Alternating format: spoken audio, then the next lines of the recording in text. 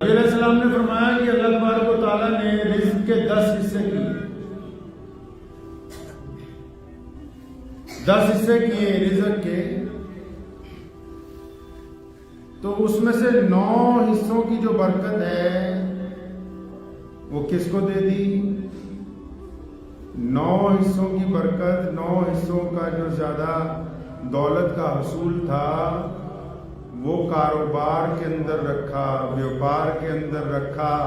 اسلام دنیا کا وہ واحد نظام ہے جس نے تمام انسانوں کو یہ پیغام دیا کہ نوکر نہ بنو، خود مختار بنو۔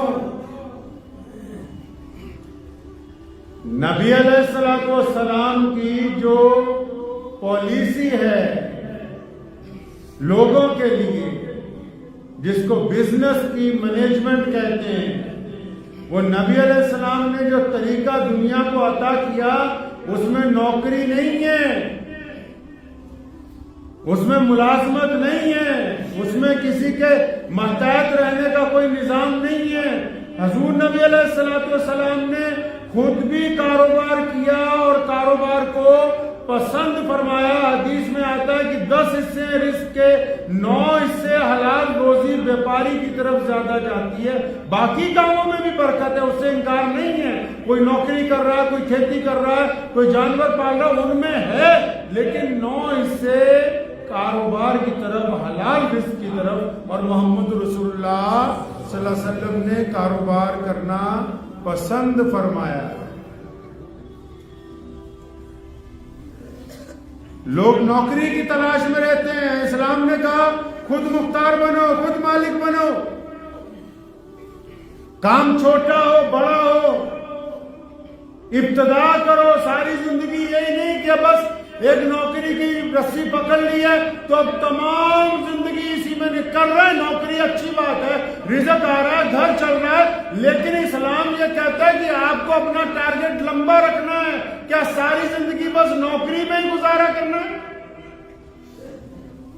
دوسروں کی طرف ہی دیکھتے رہنا، ہاتھ ہی پھیلاتے رہنا۔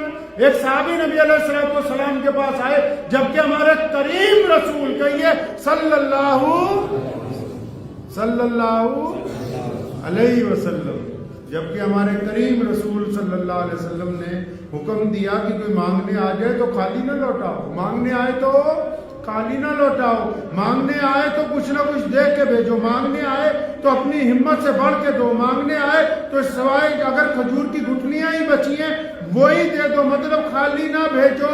لیکن ہمیں کیا تربیت دی؟ فرمایا جب مانگنے آئے تو مانگنے والے کو دو، لیکن ہم نے خود مانگنے نہیں جانا۔ ایک صحابی آئے، یا رسول اللہ کچھ بھی نہیں گھر میں، کچھ تو دیجئے، کیونکہ رسول اللہ کے صحابی تھے۔ فرمایا کیا ہے تمہارے پاس؟ فرمایا یا رسول اللہ بس ایک یہ چادر ہے، کمبل ہے، اسی کی بولی لگا دی رسول اللہ نے۔ اس کمبل کی بولی لگائی گئی، 2 دینار میں وہ بیچا گیا، اور پھر ایک کلاڑی منگائی اپنے رحمت والے ہاتھوں سے۔ نبی السلام نے اس کا دستہ لگایا اور اس صحابی کو ایک کٹورا لے کے دیا۔ فرمایا جنگل میں جاؤ، لکڑیاں کاٹو، لا کے بیچو، خود بھی کھاؤ، دوسروں کو بھی کھلاؤ، خود بھی کھاؤ، اوروں کو بھی کھلاؤ۔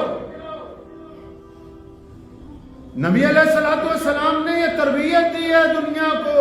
اسلام نے ہر کام میں انسانوں کو خود مختاری کا راستہ عطا کیا، غلامی کو ختم کیا اسلام نے کائنات کے اندر سے آگے۔ چاہے وہ غلامی مذہبی لوگوں نے مسلط کی، چاہے وہ غلامی اقتصادی لوگوں نے مسلط کی، چاہے وہ غلامی حکومتوں نے مسلط کی، محمد رسول اللہ صلی اللہ علیہ وسلم نے انسانوں کو اس میں سے آزادی عطا فرمائی۔